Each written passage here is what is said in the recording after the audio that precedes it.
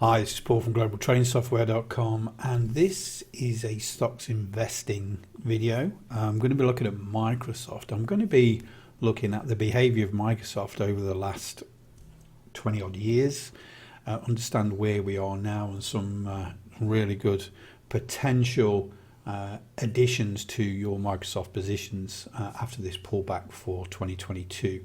So we need to understand the behavior first, how it on a monthly time frame. So this is every single candle on this chart is a month. We can see a very long period from 2001 all the way to 2014, a 14-year period where Microsoft really did nothing. It's kept in a very low range. We started to break out of that range around about March 2014, where my cursor is here. And then 2016, so another 2 years, is when we started on a stronger growth pattern from here all the way to middle of 2019. So this is where we want to pick up here. Now this may look quite complicated right now. I'm going to explain each bit because I think this is very important. So first of all, we're breaking out of this sort of long-term parallel channel. Technologies evolving, Microsoft is being used more, and obviously profits are going up. But we see then that we've got in this pink channel here where the price sort of respects a reasonably sort of good growth move. So we went from around about $46 all the way up to about $129. So that's good growth. And this channel is around about 3 years in time where we see this gradual growth, and that's a good channel. Now, in and around July 2019, we break out of this channel and then form a more, what you would call, it's a steeper channel. It's bigger growth, faster growth. It's almost parabolic compared to the previous flat period and then this good 3-year growth. And all of a sudden, you could say this is parabolic growth all the way up until the end of 2021. Where we had the highs there around about $349, $350. But what I've done is encapsulated this in a steeper channel here, because we see how it respects the channel at the high, the low, the high, the low, the low, the low, the low, and then the high.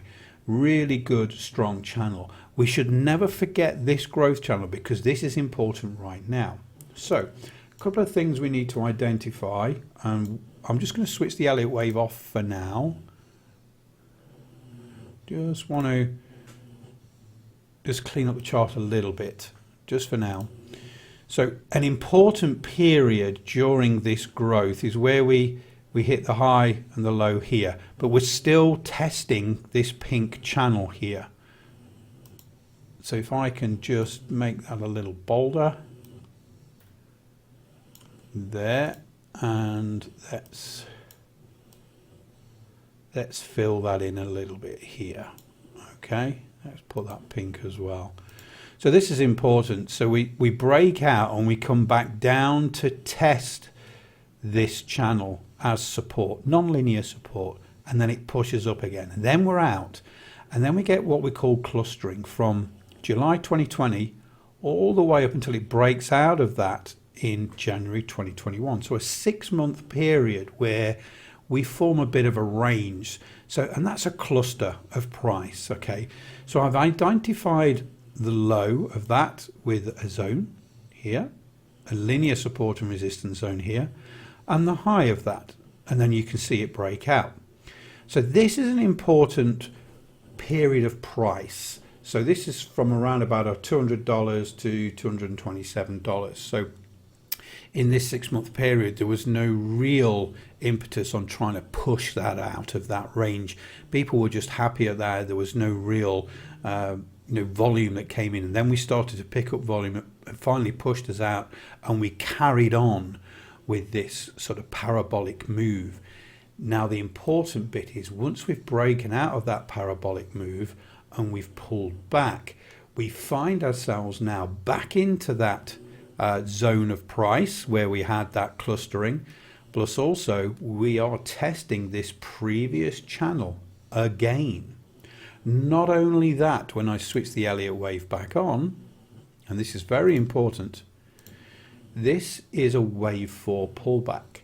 So this, where we are right now, we've got the confluence of these two zones making this this range, if you like, this clustering.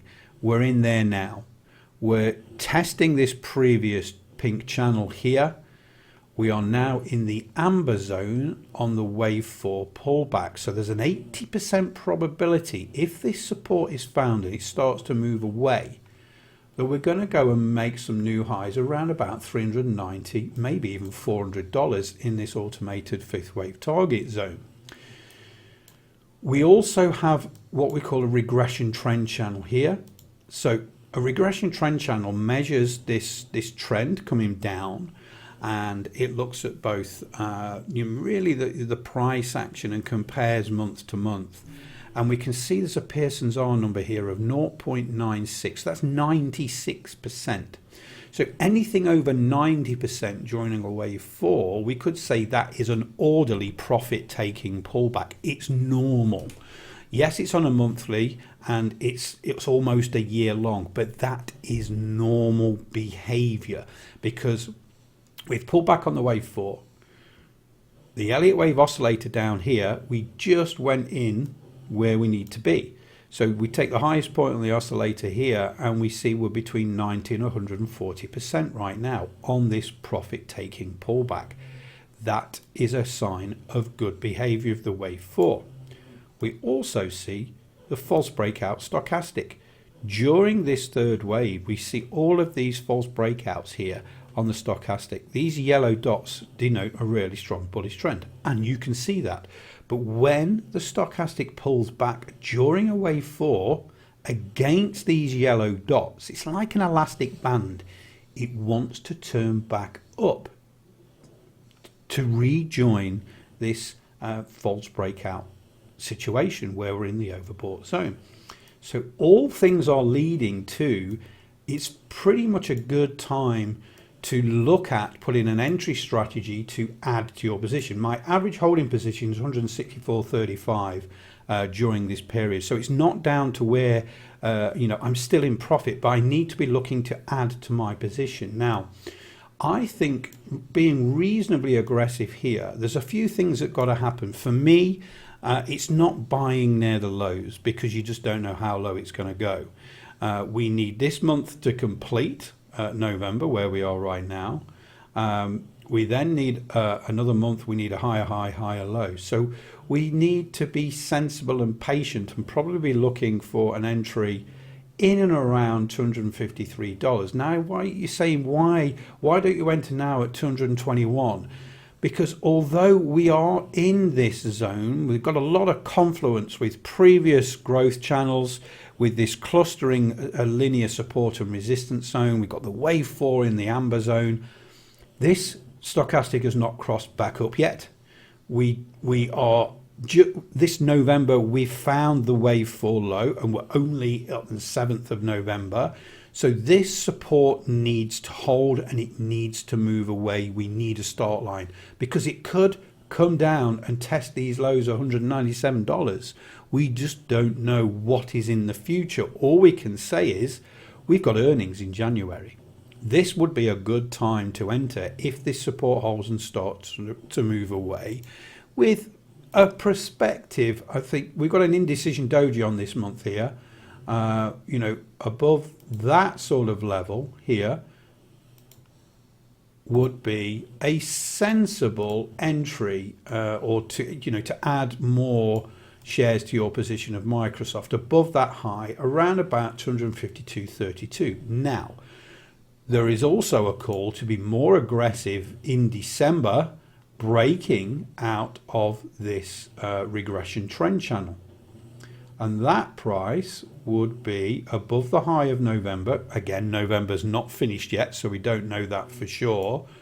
but breaking out of that channel would give us an entry at 237.71.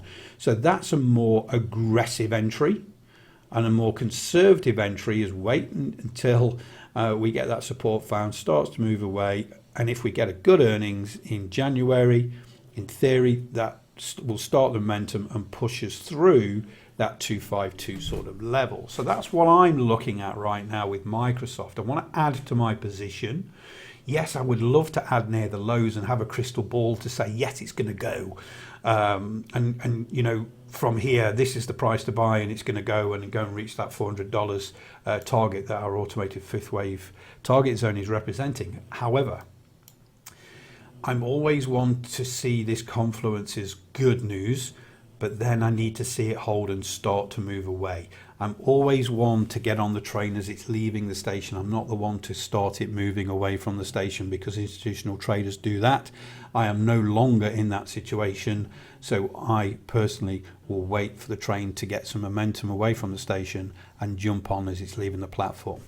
In that case, I would like an aggressive entry at 237.71 and maybe add some more at 232.32, something like that.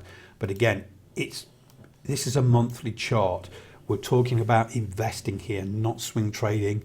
I'm sitting pretty, you know, I've had drawdown here, but I'm still in profit. This is my 164.35. I'm still in profit here. That's not a problem.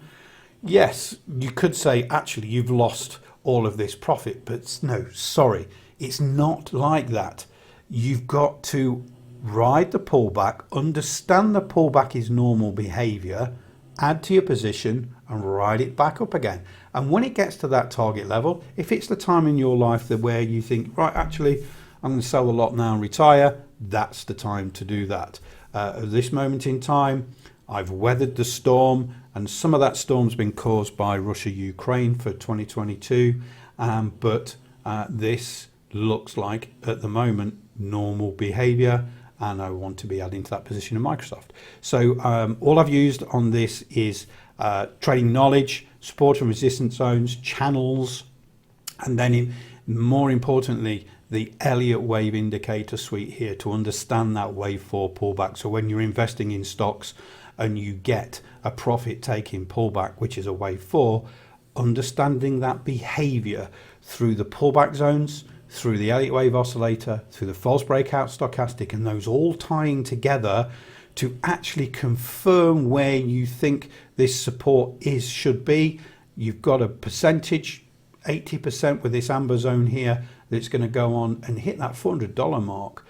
This is good, and that's why I've used. So check out the links below. This is the trading view version of the Elliott Wave indicator suite. It's available for lots of other platforms. All the links are going to be down below in the description.